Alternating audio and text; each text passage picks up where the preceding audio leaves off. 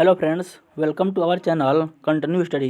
Friend, आज से हम लोग इस चैनल पे बीपीएससी तैयारी 3 री एग्ज़ाम और तैयारी 4 के लिए अपने इस चैनल पे प्लेटफॉर्म का जो न्यू बुक आया है कक्षा 6 से 8 के लिए, इसके हम लोग 4 section history, geography, political science और इकोनॉमिक्स के जो अति महत्वपूर्ण सब्जेक्ट वाइज 40 प्रश्न को दिया हुआ है अपने इस चैनल पे आज से कंप्लीट पढ़ने वाले हैं। इससे पहले हम लोगों ने कक्षा 9th और 10th का जो प्लेटफॉर्म का न्यू बुक आया है उसका जो सीरीज़ है वो अभी कंटिन्यू कर रहे हैं, लगातार चला रहे हैं। तो 9th-10th वाला जो सीरीज़ है वो चल रहा है और आज से हम 6 to 8 का सीरीज़ शुरू कर रहे हैं। आप लोग का बार बार कमेंट आ रहा था कि सर 9th-10th तो पढ़ा रहे हैं लेकिन इसके साथ साथ 6 to 8 का भी डेली प्रैक्टिस सेट कराइए। तो आज से हम लोग 6 to 8 का प्रैक्टिस सेट कराएंगे और 9th-10th पहले जैसा चल रहा है। 9th-10th में मैक्सिमम जो सेट है वो हो चुका है, लेकिन आज से हम लोग 6 to 8 का शुरू करेंगे। वीडियो शुरू करने से पहले आपसे एक रिक्वेस्ट है कि अगर आप हमारे चैनल पर नए हैं या आपने अभी तक हमारे चैनल को सब्सक्राइब नहीं किया है तो ऐसे ही महत्वपूर्ण वीडियो पाने के लिए हमारे चैनल को जरूर सब्सक्राइब करें और वीडियो अच्छा लगा तो वीडियो को लाइक और शेयर करना ना भूलें। तो चलिए, आज हम लोग 6 to 8 का सेट नंबर 1 में इतिहास के जो 40 अति महत्वपूर्ण प्रश्न दिया हुआ है इसको देखते हैं। तो चलिए शुरू करते हैं। पहला प्रश्न इसमें दिया हुआ है इतिहास का, निम्नलिखित में से किस स्थान पर बौद्ध संगीति का आयोजन किया गया था।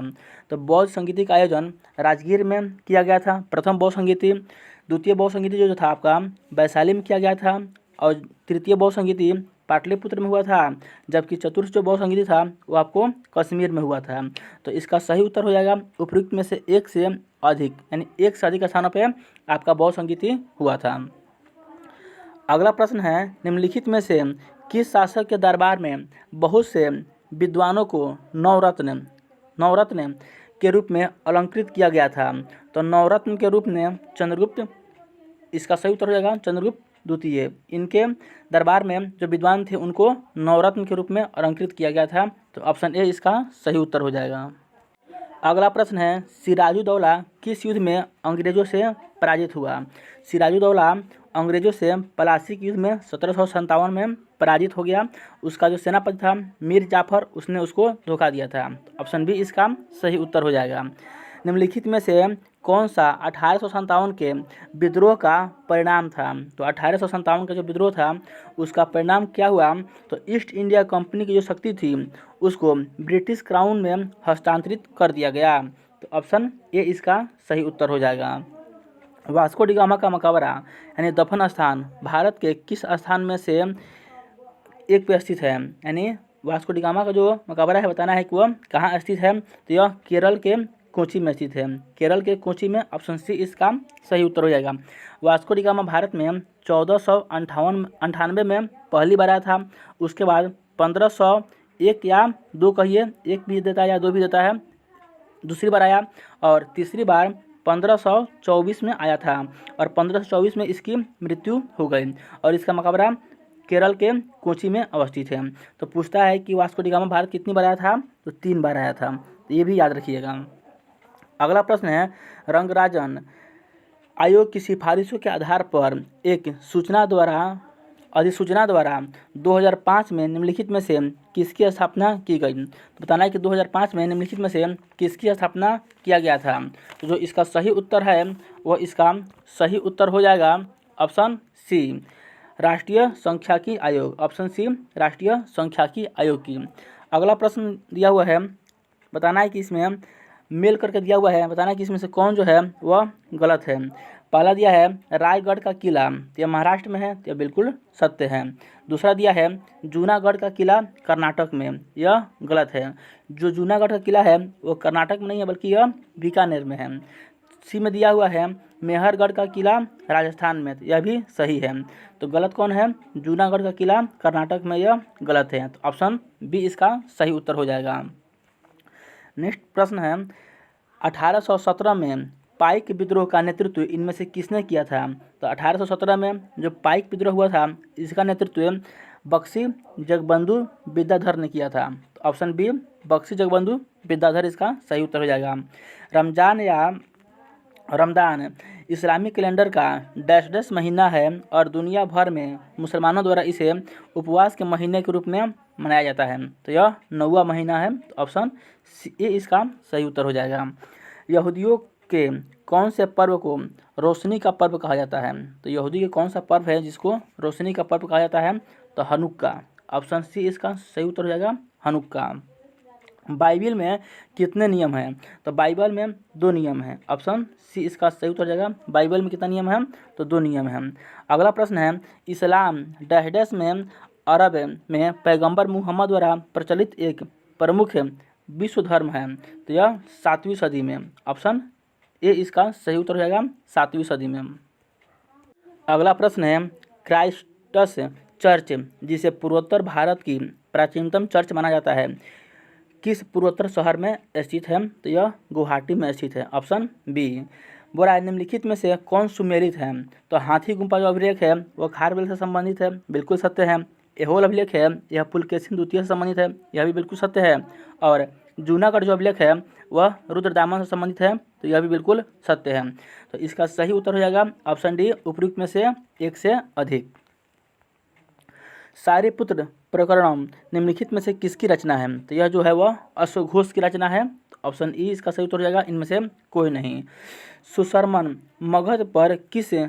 मगध पर शासन करने वाले निम्न में से किस वंश का अंतिम शासक था? तो यह कण्व वंश का अंतिम शासक था। तो कण्व वंश ऑप्शन में नहीं दिया हुआ है, तो इसका सही उत्तर हो जाएगा ऑप्शन ए, उपयुक्त में से कोई नहीं। सुदर्शन झील का निर्माण निम्नलिखित में से किस शासक के काल में हुआ था? तो सुदर्शन जो झील है इसका निर्माण चंद्रगुप्त मौर्य के शासनकाल में हुआ था। ऑप्शन ए इसका सही उत्तर हो जाएगा। कश्मीर के इतिहास बताने वाला राजत रंगनी शीर्षक वाले साहित्य की रचना से संबंधित व्यक्ति निम्न में से कौन थे? तो देखिए यहाँ पे जो रजत रंगनी है इसकी रचना कल्हड़ ने किया है, लेकिन यहाँ आपसे पूछ रहा है कि रजत रंगनी शीर्षक से, मतलब रजत रंगनी जो शीर्षक है इससे कौन कौन पुस्तक लिखे हुए हैं? तो रजत रंगनी शीर्षक से सबसे पहले कल्हड़ ने पुस्तक लिखा है, उसके बाद जोना राज ने भी लिखा है, और तीसरे स्थान पे श्रीवर है, इन्होंने भी लिखा है। तो इसका सही उत्तर हो जाएगा ऑप्शन डी, एक से अधिक। ठीक है, तो कल्हड़ भी हो जाएगा, जोनाराज भी हो जाएगा, और श्रीवर, इन्होंने रजत रंगनी शीर्षक से पुस्तक लिखा है। तो ऑप्शन डी इसका सही उत्तर हो जाएगा। अगला प्रश्न है, गुर्जर प्रतिहार वंश का संस्थापक शासक कौन था? तो नागभट्ट। ऑप्शन बी इसका सही उत्तर हो जाएगा। इंडो ग्रीक शासक डेमेट्रियस का शासनकाल कब का था? तो इसका जो शासन काल था वह 2वीं सदी ईसा पूर्व के आरंभिक चरणों में था, यानी ऑप्शन ए इसका सही उत्तर हो जाएगा। प्रांतक प्रथम दक्षिण भारत के निम्नलिखित में से किस राजवंश का शासक था? तो प्रांतक प्रथम यह चोल राजवंश का शासक था। Option C. कारकेटक वंश निम्न में से किस क्षेत्र पर शासन करने वाला एक राजवंश था? तो कारकेटक वो जो वंश था वह कश्मीर पर शासन किया था। ऑप्शन बी इसका सही उत्तर होगा। अगला प्रश्न है, पुरी के जगन्नाथ मंदिर का निर्माण किस शासक द्वारा किया गया था? तो पुरी का जो जगन्नाथ मंदिर है इसका निर्माण अनंत बर्मन गंग के द्वारा किया गया था। तो इसका सही उत्तर हो जाएगा ऑप्शन ई, उपयुक्त में से कोई नहीं। इसका सही उत्तर होगा अनंत बर्मन गंग। अगला प्रश्न कह रहा है, आगरा के निकट फतेहपुर सीकरी शहर का निर्माण निम्न में से किस शासक ने करवाया था? तो फतेहपुर सीकरी का जो निर्माण है इसको अकबर ने करवाया था। ऑप्शन सी इसका सही उत्तर हो जाएगा। अलबर्नी भारत कब आया था? तो जो अलबर्नी था यह 11वीं शताब्दी के पूर्वार्ध में भारत आया था। मोहम्मद बिन गजनवी के समय में के साथ यह भारत आया था। तो गजनवी के साथ यह भारत में 11वीं शताब्दी के पूर्वार्ध में आया था। तो ऑप्शन बी इसका सही उत्तर हो जाएगा।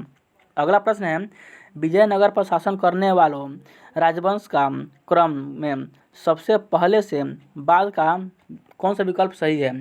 तो विजयनगर पर सबसे पहले संगम वंश के शासकों ने शासन किया, उसके बाद सालू वंश के, उसके बाद तुरुआ वंश के, और अंत में अराविडू वंश के। तो ऑप्शन ए इसका राइट आंसर हो जाएगा।